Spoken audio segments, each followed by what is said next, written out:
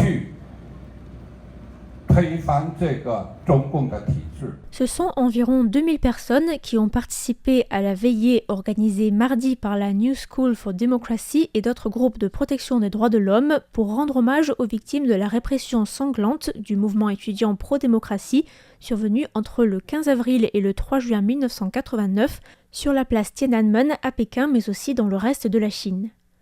La commémoration, qui avait pour thème « Les idéaux résistent au bal », a commencé dans l'après-midi avec la projection de documentaires en lien avec les droits de l'homme, une exposition au rez-de-chaussée du mémorial Chiang Kai-shek avec des artistes chinois, hongkongais et taïwanais sur le thème de la lutte pour les droits de l'homme et la démocratie.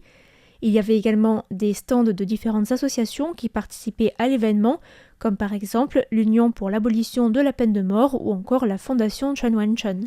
Beaucoup de Hongkongais étaient sur place et notamment l'ONG Hong Kong Outlanders qui a soutenu depuis Taïwan les manifestations massives de 2019 et de 2020 à Hong Kong contre le projet de loi d'extradition et pour la démocratie.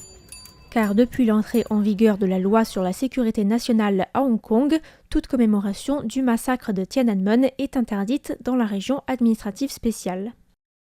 Étaient venus donc des Hongkongais vivant à Taïwan, qui sont de plus en plus nombreux depuis la répression du mouvement, mais aussi des Hongkongais de passage et même certains qui étaient venus spécialement de Hong Kong pour l'événement.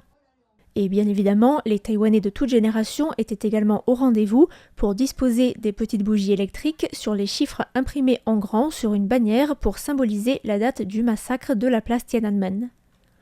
La soirée a continué avec des discours, notamment celui d'un militant hongkongais venu avec un bandeau rouge sur le front et un vélo, comme à l'époque les étudiants chinois sur la place Tiananmen, mais aussi d'un militant chinois qui a survécu au massacre du 4 juin, ou encore une performance musicale liant entre eux différents mouvements de lutte pour les droits de l'homme et la démocratie dans le monde.